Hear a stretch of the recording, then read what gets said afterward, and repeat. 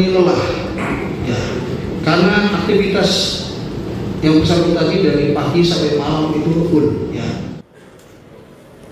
Polisi bilang penyebab utama kecelakaan yang mengakibatkan Argo meninggal karena pelaku mengalami kelelahan fisik.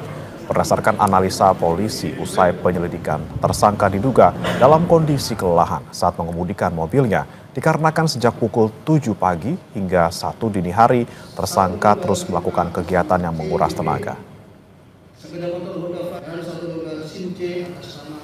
Yang pertama tadi pelanggaran dia ya, dari hasil keterangan ini dan saksi yang lainnya, dia satu kurang konsentrasi ya.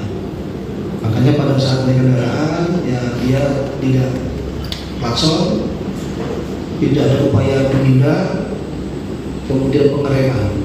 Rem itu dilaksanakan setelah nabrak. Kota ini lelah ya, karena aktivitas yang bersangkutan tadi dari pagi sampai malam itu full ya. Sementara selain menetapkan Cristiano Tarigan sebagai tersangka tunggal dalam kasus kecelakaan lalu lintas yang menewaskan mahasiswa Fakultas Hukum UGM Argo Eriko Afandi, polisi juga menetapkan seorang tersangka baru dalam kasus perintangan penyidikan karena berupaya mengaburkan barang bukti. Kapolresta Sleman Kombes Edi Setianto Erning Wibowo bilang, tersangka baru sengaja melakukan penggantian plat palsu saat mobil Cristiano telah disita di Mapolsek Ngaglik. Nomor plat mobil Cristiano yang mendadak berubah itu kemudian viral di media sosial. Meski telah menetapkan seorang tersangka baru, hingga saat ini polisi belum bersedia membuka identitas pelaku dengan alasan masih dalam proses penyidikan. Pada saat kendaraan sudah diamankan, ya, tanpa diketahui oleh petugas, ya, ada yang mengganti plat nomor tersebut menggunakan plat nomor B1442NAC. Ya. Kami sudah dalami dan kami sudah amankan pelakunya. Ya. Kita sudah melakukan pemeriksaan dan pendalaman dan akan kita proses. Ya, terkait dengan berupaya melakukan barang bukti. Sementara Pusat Konsultasi dan Bantuan Hukum UGM ditunjuk menjadi kuasa hukum bagi keluarga almarhum Argo Eriko Afandi, mahasiswa yang tewas dalam kecelakaan di Sleman, Yogyakarta. Tim langsung mendampingi ibu korban dalam proses pemeriksaan polisi yang dilakukan secara tertutup di kampus FH UGM. Wakil Dekan 3 FH UGM bilang, keluarga almarhum masih berkomitmen menyelesaikan kasus kecelakaan ini melalui jalur hukum. Membantu proses ini sampai selesai yang akan dibantu oleh Pusat Konsultasi dan Bantuan Hukum Fakultas Hukum UGM. Artinya tidak ada ruang untuk kekeluargaan gitu, nggak ada Pak? Damai itu nggak ada Pak?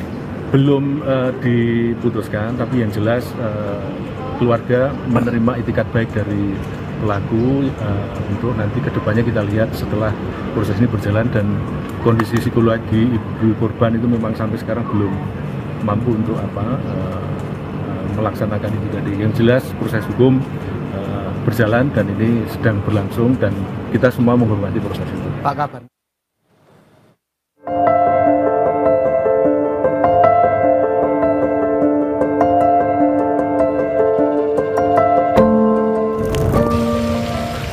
Ungkapan duka cita terus mengalir untuk Argo Eriko Afandi, mahasiswa Fakultas Hukum Universitas Gadjah Mada yang meninggal dalam kecelakaan lalu lintas di Sleman, Yogyakarta.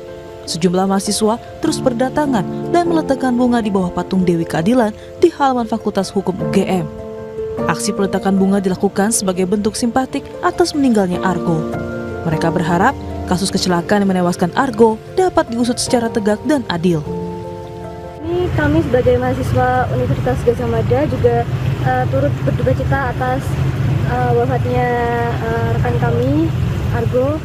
Harapannya dari kami mahasiswa sendiri juga semoga keadilan bisa menjemput Argo, yang mana semoga Argo mendapat keadilan yang seadil-adilnya.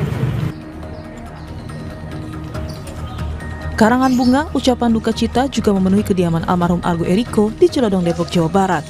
Tak hanya bagi keluarga, kepergian Argo membawa duka mendalam bagi kerabat dan sahabat almarhum. Argo sebelumnya tewas akibat kecelakaan lalu lintas di Sleman, Yogyakarta, Sabtu 24 Mei lalu. Sepeda motor yang dikendarainya ditabrak mobil jenis sedan yang dikemudikan Cristiano Tarigan, mahasiswa Ilmu Ekonomi Fakultas Ekonomika dan Bisnis UGM. Penabrak Argo kini telah ditetapkan sebagai tersangka dan ditahan di Mapolresta Sleman.